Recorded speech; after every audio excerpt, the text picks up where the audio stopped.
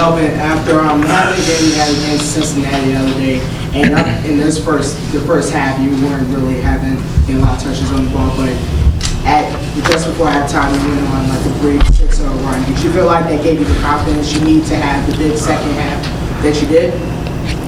No, I mean, regardless, I was confident. I understand the importance, and right now I'm putting myself in the other team's shoes. So that's why I feel like Corey and guys like Jaquan they're really about to explode, because if you deny me, we have plenty of good players. So right now, I mean, I'm taking on the role of taking the shots I get, whether it's a wide open three or facilitating for one of these guys. So I haven't really stressed it, just moved on pretty much. Mel, how big was this just to kind of, snap that skid, get back on the right track, and just get a lead? It was huge. That's kind of what our scouting report was. We didn't usually it's really detailed and it's on and on, but simply today it was just about winning. That's all he said, was find a way to win. And I mean, we've been doing some things within ourselves where we stick to a plan, get our details tighter, and I think it kind of showed today.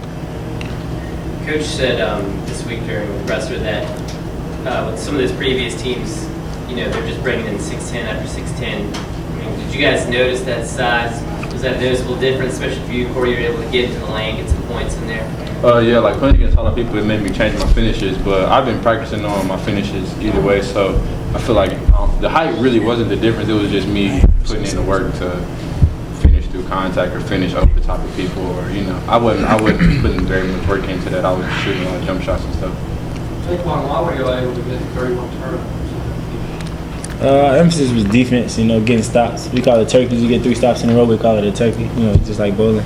So we try to get as many of those as possible, because, in the past, we score off defense. We score off turnovers. So as you've seen tonight, it helped us give our little offensive boost. Jaquan, I haven't looked at the stats, it's maybe wrong, but it seems like you're getting some more threes up than earlier in the season. Have you tweaked anything of what you're doing, being more of maybe a combo and less of just focus on the point guard? Not necessarily. I know I can shoot the ball. My teammates know I can shoot the ball. And, I don't shoot that much, so teams are starting to go on the screens. And when they go on the screens, it's just average basketball players just shoot it. Y'all can see that defenses are running 2 guys that went on the line trying to get the ball out of his hands. What do y'all have to do to combat that? Get buckets. Pick up the scoring, get buckets. He tells us to just be aggressive. Everybody from now on for the rest of the season is going to start double teaming Melvin, trying to take him out. But what they like to understand is we have a lot of other players that can score the ball really well, so they're not going to be able to do that too much longer. And then Melvin's going to be able to get his game off, and we're going to get it rolling. Anything else? Melvin, I think this is probably arguably the first time we've seen you play with sleeves on. Just want to get your thoughts on it. Back to Chris said the same thing. I didn't. It was in my locker. I just felt like wearing a t-shirt out. It wasn't that big of a deal. When Chris said it, I kind of laughed because I thought about it too. Like, so I guess from now on until you gotta wear it the rest of the year. Yeah, I'm really superstitious. I eat the same food before a game.